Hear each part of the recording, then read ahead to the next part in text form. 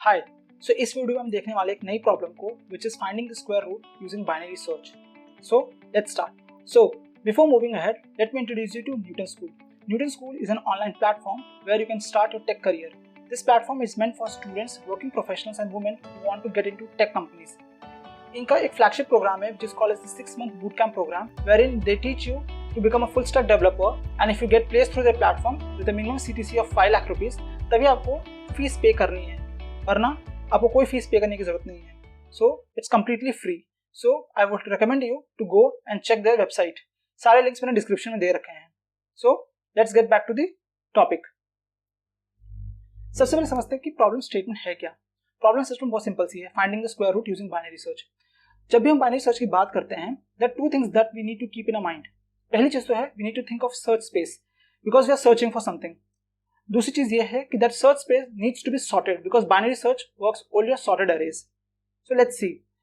सबसे पहले समझते हैं कि हमें ढूंढना क्या है। इफ आई एम सेइंग कि we have to use binary search, that means we have to look for something, right. So पहले तो समझते हैं कि सर्च स्पेस क्या होगी और उसे हमें ढूंढना क्या है। What do we have to look in the search space? This idea can be drawn from maths. Let's see that. Let's understand square root का मैथमेटिक्स क्या है। So if I say the square root of x is equal to y, therefore I can also say that x is equal to y square. This is elementary maths, right? इसका मतलब क्या है? I can even write this as x is equal to y into y, right? And this is the idea that we are going to use to do this problem using binary search. करना क्या होगा? We need to look for y. So within this search space, let's say ये मेरा search space है, okay? And let me also assume that my n value here is 16. That is, I need to find the square root of 16. So for square root of 16, I need to look for a number within the search space. और ये जो search space है, ये by default sorted होगी, क्योंकि the search space always starts with 1 and it ends up to the number itself, that is n here. So this is the search space. So let me write SS for the search space. Okay. Now I am looking for a y. हम इस पूरे के पूरे search space में एक y को ढूंढेंगे। जब हम उसे मल्टीप्लाई करेंगे with itself, that is finding its square, it needs to be less than और equal to x, obviously, right. It will be equal to x if the number is perfect square. If it is not a perfect square, then definitely will end up in decimal numbers. So हम उसे भी handle करेंगे। That is, this square root function should return us values in decimal also. This is the objective of implementing this square root function. Okay. Now let's proceed. So let's try the standard binary search approach. ये problem बहुत ही simple सी है। Just we need to understand the search space and what we are looking for. उसके बाद ये problem exactly समझ आती है, just like the vanilla binary search. So हम क्या करेंगे, यहाँ पे लो लेंगे। सो लो हो गया and here I take high. So I have taken 2 pointers here. Now what I'm trying to do is I'm just running a loop wherein I'll find the mid value. So हम यहाँ पे mid calculate कर लेंगे। Let's say मेरा mid ये आया। And now what I'll do is once I get the mid value, और हम उसका स्क्वायर लेंगे, that is 10 into 10 is 100. So we'll make a check whether this 100 is less than the n or not. If it is greater, उसका मतलब ये हो गया कि 10 and all the elements towards its right will yield a number जिनका square जो होगा वो हमारे required number से बड़ा होने वाला है. That means these numbers cannot be the square root of the number n, right? ये तो सिंपल सी प्रॉपर्टी हो गई। So that means we need to move our high pointer from the right hand side, यहाँ से उठा के इसे हम यहाँ लाएंगे। So I have cleaned the board. Now let's see. अब हम क्या करेंगे, हमारा सर्च स्पेस रिड्यूस हो गया है। Now let's try to find the mid again. जब हमने मिड दोबारा निकाला तो हमें मिला मिड ये वैल्यू। नाउ लेट्स सी 5 का स्क्वायर कितना होता है। 5 5 is 25। That means 25 is again greater than my 16, this value. इसका मतलब क्या है, again my search space needs to go in this direction, क्योंकि अब सारे numbers which are greater than 5 will also yield a square which is greater than n, that is 16. इसीलिए हमको high को नीचे लाना होगा। So my high is again mid minus 1. Now let's try to calculate the mid again. तो अगर हम mid दोबारा लेंगे, so this is the 0th index and this is 1 2 3, this is 3rd index, so this will be 1.5, that is 1. Therefore हमारा जो mid होगा वो ये होगा। Okay, so अब mid देखते हैं। क्या mid that is 2 square is it greater than 16? No, right. इसका मतलब क्या हुआ कि this could be a potential candidate for our answer. So ये जो है एक पोटेंशियल कैंडिडेट है। So I will say this is the candidate. I will not say that this is the answer, but this is the candidate, क्योंकि हो सकता है कि the real answer would lie towards the right hand side, इसीलिए हम इसे possible candidate mark कर लेंगे and then will move our low pointer to mid plus 1. So हम अपने लो को यहाँ ले आएंगे. So this is my new low value. I hope you are getting it. Easy problem है, ज्यादा कुछ सोचने वाली चीज नहीं है, बस इनिशियली थोड़ा प्रॉब्लम होती है जस्ट टू फिगर आउट कि सर्च स्पेस क्या है and what we are looking for. Once that is clear, this just boils down to trivial binary search. Okay, so now this is the low pointer. Okay, now let's recalculate the mid. So अगर हम mid दोबारा निकालेंगे तो what we get is this is 2. This is so हमारा जो mid होगा वो भी यही होगा.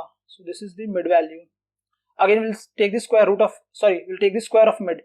So square of mid लेंगे, क्या होगा? 3 का square होगा 9. Is 9 less than 16? Yes it is. इसका मतलब क्या है कि now my possible candidate becomes 3. So this is my possible candidate because this is a better solution compared to 2. क्योंकि 2 क्या है, it's more far away from the actual value, right? 16 का जो square root है वो 14 होता है. So 3 is much closer to the real answer. इसका मतलब क्या हुआ कि 3 has to be a better candidate. So 3 is the better candidate, right? So 3 हम अपने candidate variable को 3 से mark कर देंगे and we'll eliminate 2. And now my candidate is 3. Okay, now let's do again. What we'll do is, अब हम क्या करेंगे, लो को फिर से mid plus 1 कर देंगे. So we'll update our low pointer. Now low pointer will update and it will go to this position. So low और high अब एक ही integer को point कर रहे हैं और the same element they are pointing to. अब क्या करेंगे, again we'll try to find the mid value. तो अगर जब mid निकालेंगे तो इसका mid भी 4 ही आएगा. So अब क्या हो गया कि सारे के सारे elements जो हैं वो same number को point out कर रहे हैं. अब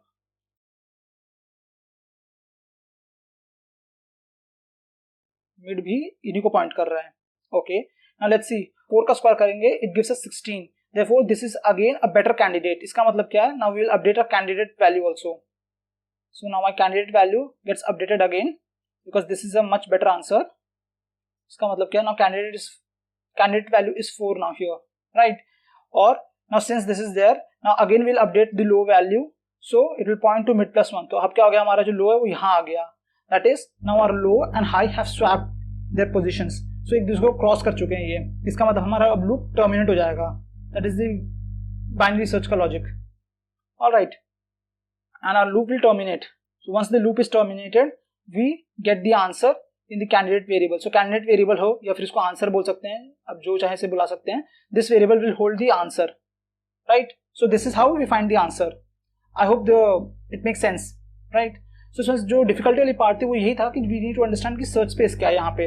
और लकीली क्या है, इस क्वेश्चन के लिए जो सर्च स्पेस है वो ऑलरेडी सॉर्टेड होता है. We don't have to even bother about that. And we know that we are looking for a number जिसका स्क्वायर जो हो it has to be less than और equal to n. So that comes from this property. So I would say this is the most important thing to understand. Once you understood this, the rest becomes easy.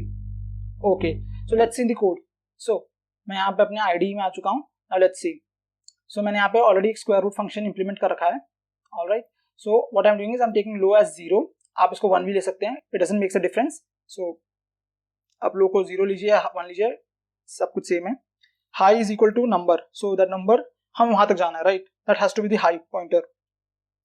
I'm taking a float answer because हर वक्त जो input number हो वो एक perfect square हो ऐसा जरूरी नहीं है. So we are taking float as an answer. So first we'll calculate the integer part using the binary search, right? And for the floating points or the decimal points, we'll use a loop mechanism to come up with the decimal parts. So we'll get into that. Don't worry. पहले समझते binary search कहाँ इस्तेमाल हो रहा है यहाँ पे. So I'm writing a simple binary search loop जिसमें क्या कर रहे हैं हम low को less than high कर रहे हैं and then we are calculating the mid value. Then I'm doing is mid into mid is greater than or num. If it is so, हम high को mid minus 1 कर देते हैं. Okay. Else what I'm doing is I'm taking answer. So answer will hold my potential value. So mid अगर मेरा value if square of the mids is less than the number, इसका मतलब क्या हुआ, that could be a potential answer to me. So हम उस mid को store कर रहे हैं एक answer variable में. And then I'm just incrementing my mid which is equal to mid plus 1. I hope ज़्यादा difficult नहीं है. This is the same thing which we saw on the board, right? So once this loop is terminated, हमारा जो answer है ना, it will hold the integer value. अगर ये num एक perfect square को hold करता है तो this loop will yield the answer for us. But what if the number is not a perfect square? तब क्या करेंगे? Then we need to also deal with the fractional part. So देखते हैं fractional part को कैसे handle किया जाए. Let me take another example. Let's say my n value here is 125. इसे कैसे करेंगे, because this is not a perfect square, right. So इसका मतलब यहाँ पे फ्रैक्शन तो आएगा ही आएगा. So I have done the math for you. इसका जो आंसर होना चाहिए, if I take proper square root, it should be 11.180. So I'm only taking up to 3 decimal places. So this has to be the answer. Now let's try to get this answer using binary search. क्या कर सकते हैं इसके लिए? Let's say I have a number called as increment. इसको मैं 0.1 लिख देता हूँ. Okay. Now what we'll do is we'll run a for loop. For loop run करेंगे from 1 to the precision value. तो मैंने यहाँ पे precision value 3 लिया है. That is the decimal numbers. मैं कितने decimal numbers generate करना चाहता हूँ? Based on that, this loop will run. So if I want decimal places up to 3, so I'll run this loop till 3. Okay. So let's say this is running till 3. अब हम क्या करेंगे? I'm just writing the pseudo code over here. Code हम देखेंगे बाद में. Okay. Now what I'm doing is I'll run a while loop again inside this also. जहाँ पे हम क्या करेंगे? जो आंसर हमें मिला था, which was holding the integer part, इसको हम प्रोडक्ट करेंगे एक दूसरे से. That is, we'll take the square and we'll see whether this is less than or equal to num. Alright, if it is so, if the number is less than that, इसका मतलब क्या है कि we can increment this answer with inc. हम inc को बढ़ाते जाएंगे. Now what does this mean? एक बार समझते हैं इसे. हो क्या रहा है? Let's say I got the answer as 11. So my answer variable holds 11 already. अभी मैंने क्या किया, इंक्रीमेंट वैल्यू को 0.1 ले लिया. अब मैं क्या कर रहा हूँ, basically in the first iteration क्या होगा, answer which will be 11 into 11, जो कि लेस देन और इक्वल टू नम होने वाला है, because the number is 125 and 11 into 11 will yield us 121, right. So this condition is true, therefore the while loop will get executed. अब हम क्या कर रहे हैं, आंसर में हम इंक्रीमेंट वैल्यू ऐड कर रहे हैं. That is I can write this number as 11.0, right. Now if I add 0.1 to this, that is 0.1, what does this yield us? This gives us this value. So हमें क्या मिला, अब हमारी answer की value ये हो गई है. This is the new answer value. Now again we'll go back and check whether 11.1 into 11.1 is it equal or less than num. If it is true, we'll again add this number 0.1. तो अगर हम 0.1 दोबारा add करेंगे, so क्या होगा, let's see now. 0.1, sorry, my bad. Let me add 0.1 now. So अगर मैं 0.1 इसी में फिर से ऐड कर दूं तो क्या होगा, this becomes 2, this is 11. So now my new answer becomes 11.2. Now if I take square of 11.2, this will be greater than this num. Therefore this condition will break, right? This loop will break. This loop will terminate over here itself. तो अब क्या हो गया हमारे पास, now once we come out of this loop, होता क्या है ना, हमारे आंसर की वैल्यू तो 11.2 हो गई, but if you see the answer has to be 11.1. तो क्या करेंगे हम इस वैल्यू को एक वैल्यू डिक्रीमेंट कर देंगे, because that is once you come out of this loop, this should be answer should be less than increment value. ये हम एक बार कर देंगे. इसके जैसे now when I execute this line, क्या होगा, we'll just subtract. अभी तक हम ऐड कर रहे थे यहाँ पे, all these values were getting added. Now I'm subtracting this value. So 0.1 जब हम subtract कर देंगे, this will become 11.1. Now you can see that this is the correct answer. ये हमने यहाँ कर दिया. Okay. Now let's see. तो इस एक लूप से तो हमें हमारी फर्स्ट पोजीशन की वैल्यू मिल गई. That is we found the correct answer for the first place. Now what about the other two places जो बची हैं अभी, इसके लिए क्या करेंगे. Now what will do is will make a shift in the positional value of this 0.1. इसके लिए हम क्या करेंगे, हम इंक्रीमेंट को ना डिवाइड कर देंगे 10 से. That is increment divided by 10. अब ये क्या हो रहा है, इससे क्या होगा. Now let's try to understand. 0.1 को जब हम 10 से डिवाइड कर देंगे, this is like shifting the point value to the left side. This is nothing but 0.01. तो अब जो हमारी इंक्रीमेंट वैल्यू है, that's increment variable, this is now this value. So this is the value with which it is updated. तो अब हमारा increment ये हो गया. Now I will close this loop. So अब क्या होगा, will go back again here and now with the second iteration में क्या होगा ना, हमारा आंसर जो है ना, it will get updated with the new increment value. So ये इंक्रीमेंट वैल्यू अब 0.01 होगी. अब इससे क्या होगा, लेट्स से, तो मेरा आंसर ये था after the first while loop के बाद, तो हमारा आंसर ये आ गया. ठीक है. Now to this value when we add this new increment value that is nothing but 0.01, इससे क्या हो रहा है, ideally if you see now we are working on the second position. So अगर मैं बोलूँ ये सेकंड पोजीशन है मेरी, second position in the decimal place, ठीक है. एंड इससे पहले वाले लूप में हम रन कर रहे थे तो हम we are acting on the first place. अब and now you can just generalize this approach कि जब हम थर्ड लूप में जाएंगे तो हम we will be acting on the third place, right. और थर्ड टाइम के लिए क्या होगा, हमारी जो आई की वैल्यू होगी ना वो एक बार और 10 से डिवाइड होके और छोटी हो जाएगी. Keep on increasing the decimal numbers, हमारी वैल्यू डिक्रीमेंट होती जाएंगी, मतलब उसकी जो उसकी वैल्यू होगी, जो उसका मैग्नीट्यूड वैल्यू होगा वो कम होता जाएगा. सो आई होप आपको ये समझ में आ रहा होगा. I don't think it needs further explanation कि हम क्यों कर रहे हैं और कैसे कर रहे हैं इस चीज को. सो बस यही चीज है एंड इसी चीज को मैंने कोड में लिख दिया है. So let's see the code. So हम अपने आईडी में आ गए. नाउ लेट्स सी. सो मैंने यहाँ पे एक इंक्रीमेंट करके वेरिएबल लिया which is a float type, जिसको मैंने 0.1 लिया एज यूजुअल. तो मैंने यहाँ पे कमेंट कर दिया, यहाँ पे प्रिसिशन वैल्यू मैंने 3 ली है, इसलिए मैंने यहाँ पे 3 लिख रखा है. Alright, and I am running this for loop. So क्या कर रहे हैं, while I am running this I am just taking the square of this answers which is less than और इक्वल टू नम. हम ये चेक करते जा रहे हैं and if it is so will keep on incrementing the value. तो हम क्या कर रहे हैं, 0 से शुरू कर रहे हैं और 0 के बाद हम एक एक नंबर को रख के देख रहे हैं बस. सो आई होप आपको समझ में आया होगा. Now let's see the code again. Code में भी मैं वही कर रहा हूँ which I explain on the board. So you can just go through this code and you can find that ये एकदम आइडेंटिकल है what I explained you now. And last में हम क्या कर रहे हैं, आंसर को प्रिंट कर रहे हैं. Now let's run the code and see कि मैं आंसर आ रहा है कि नहीं आ रहा. As you can see for 125 I'm getting as 11.18, right. So ये 0 को skip कर रहा है, it is not printing, but for 64 it is 8 because square root क्या है, 8 8 64 होता है, right. So अच्छा, now let's talk about the time complexity. Okay, इसकी time complexity कितनी होगी, it will be log n to the base 2 plus p. P here is the precision value. तो जितनी ज्यादा आपकी precision value होगी the time complexity will keep on increasing. log n तो obviously रहेगी because हम जो integer part निकाल रहे हैं वो तो binary search use कर रहे हैं. So that is log n. And this fractional part is been calculated using a while loop. और उसका precision पर depend करता है कि कितनी बार वो loop रन होने वाला है. So I hope आपको ये काफी अच्छे समझ में आया होगा. So if you really like this video, please like कीजिए वीडियो को और सब्सक्राइब कीजिए चैनल के लिए for more awesome contents. So before wrapping up this video, let me talk briefly about Launchpad. So it's a program which has got these 5 benefits. क्या है वो benefits? Let's go through them briefly.